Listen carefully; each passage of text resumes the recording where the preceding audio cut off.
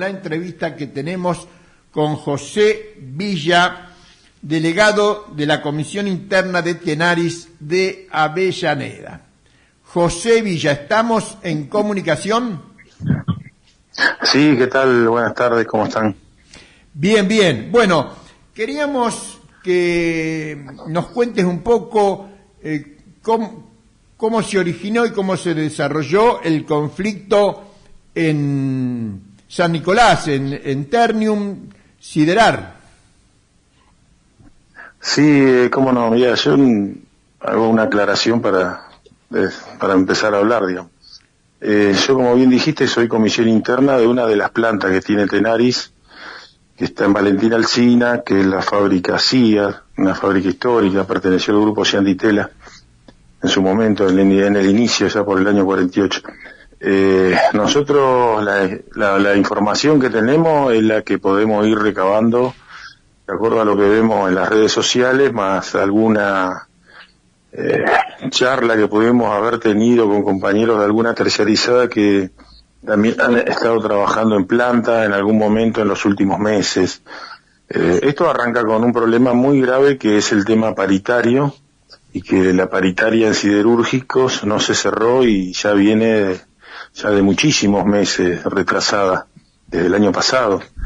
Ese es un tema muy grave, digamos, que impactó de lleno en los salarios de los trabajadores, y en este caso, puntualmente que me preguntás vos, de los trabajadores que pertenecen a empresas terciarizadas en la zona de San Nicolás, que es la planta, la histórica Somisa, que es la planta de Techín, que ahora se denomina Ternium Siderar. Hay mucha terciarizada y mucha cantidad de gente en esas terciarizadas, en ese establecimiento. La bronca se ve que se fue generando de abajo, pasó mucho tiempo, la plata directamente ya claramente no les alcanza ni para cubrir las necesidades mínimas y básicas de alimentación durante un mes de trabajo.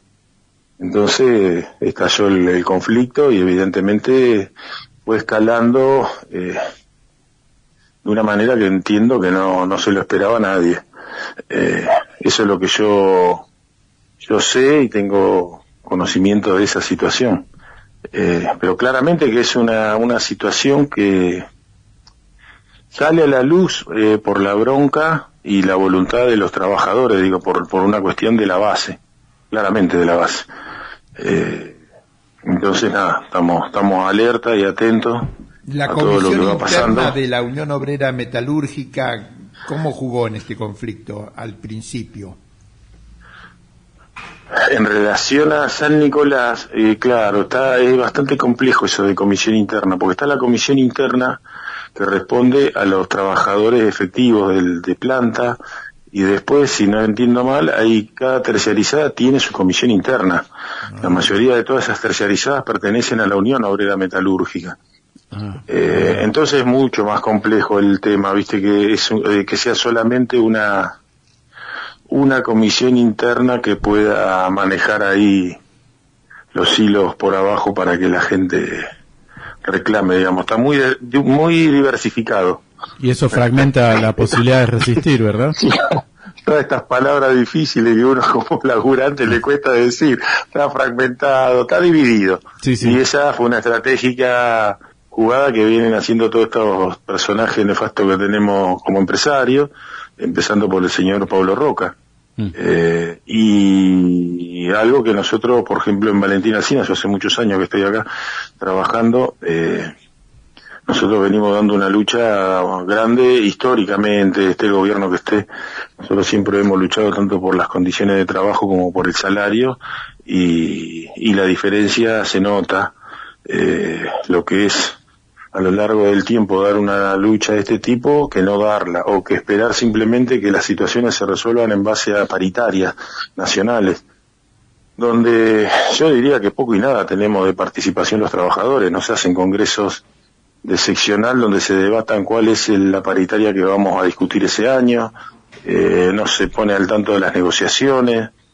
Como mucho en algún momento nos convocan para alguna marcha al Ministerio de Trabajo cuando las reuniones avanzan y no se logra destrabar, pero puntualmente nosotros en Avellaneda tampoco estamos siendo invitados a participar de ninguna marcha, porque no pertenecemos al oficialismo, pero bueno, quiero decir, más que nada respondiendo a tu pregunta, desconozco claramente yo cómo ha sido la posición de las comisiones internas, tanto de las terciarizadas como la de la plantel efectivo en San Nicolás, pero sí veo que, ya te decía, por ahí, por algunas charlas que hemos tenido la oportunidad de tener ahí en la planta con alguna terciarizada que estuvo haciendo un trabajo, que la bronca era muy grande, ya hace varios meses.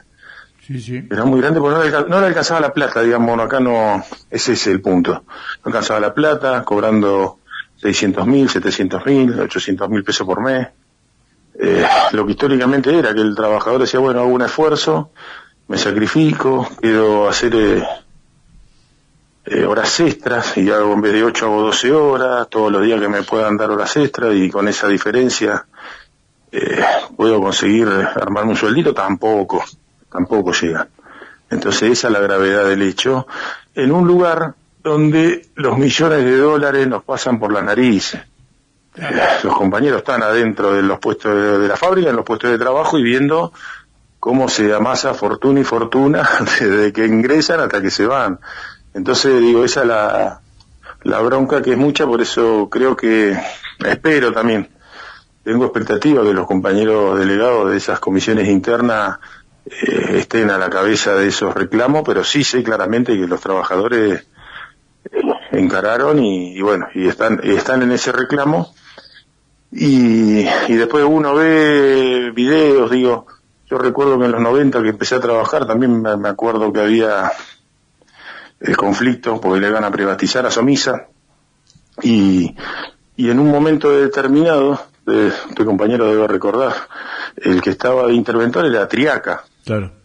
Y Triaca, como la gente no avanzaba el tema del retiro voluntario, que querían que la gente se fuera, el famoso retiro voluntario, que de voluntario no tiene nada, amenazó con apagar el horno. Apagar el horno significa directamente ya ir a otra instancia de producción, digamos, es una amenaza terrible para los trabajadores que digan de apagar un horno. Lo hizo la patronal de Ternium, el horno fue apagado por la patronal, por riesgo no sé de qué, apagaron el horno. Sí, eso es lo que te quería decir, digamos, cómo la historia se vuelve a repetir, ¿viste? Sinceramente yo no estoy muy seguro de que se haya apagado totalmente el horno, ¿viste? Sino que se hizo una cosa medio de amenaza, y ya saben hasta qué punto pueden ir y hasta qué punto no pueden no ir.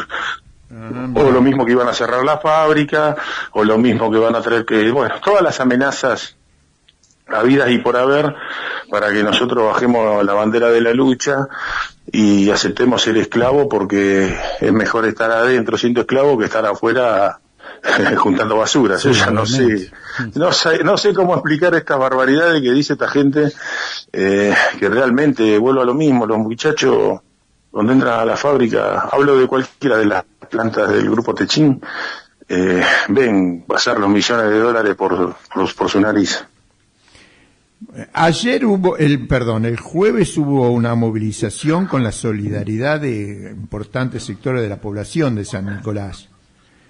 Eso sí. Quizá le dio tal cual. No estoy al tanto de qué está pasando ahora en este momento. No sé si vos... Claro, ¿cómo sigue? Después de... Mira, yo sé que la movilización fue muy importante.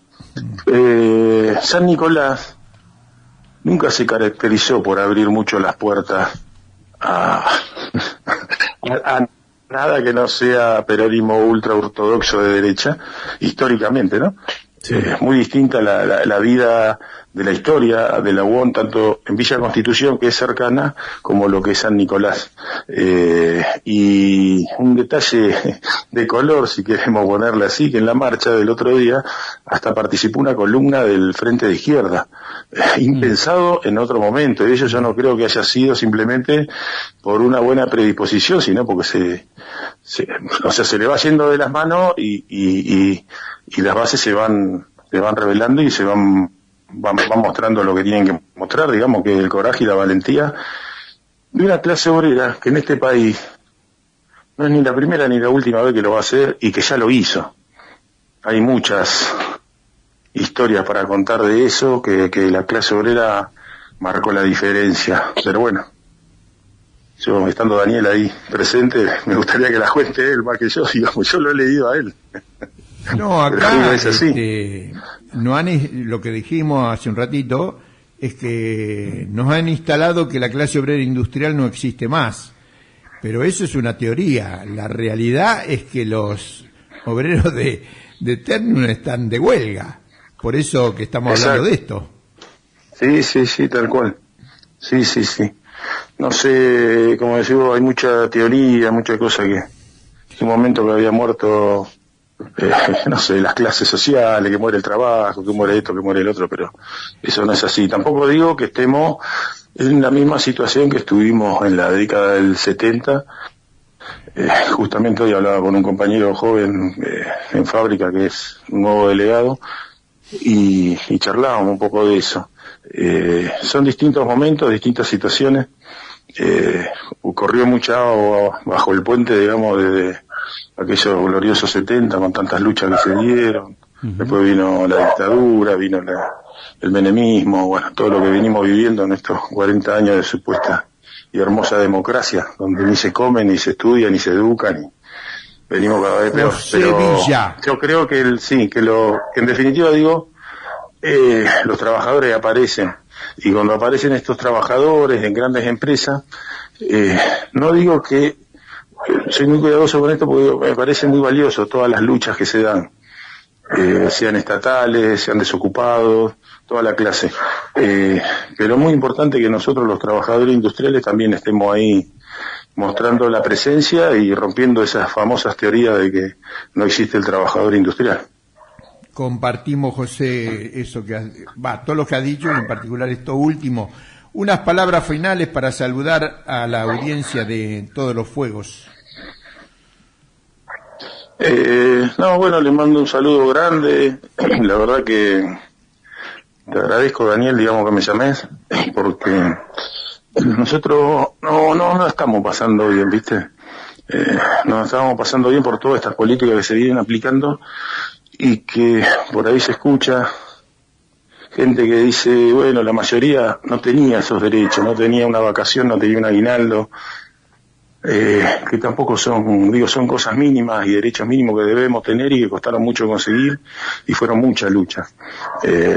Yo digo que a la audiencia nada, yo sé que imagino y soy consciente de todo el laburo que hacen ustedes, bueno, vos, Daniel, hay que despertar, hay que caminar en defensa de lo que tenemos y construir una sociedad que sea mucho mejor que esta, que esto es un desastre. Es una barbarie, pero bueno, eso nos va a llevar todo el tiempo que nos tenga que llevar, pero hay que caminar en ese sentido. Y de parte nuestra, de los muchachos trabajadores de CIA, las compañeras, ahora también tenemos muchas compañeras que han ingresado a trabajar a CIA, trabajamos o intentamos trabajar en ese sentido. Así que nada, gracias por la entrevista y un abrazo enorme para todos ustedes.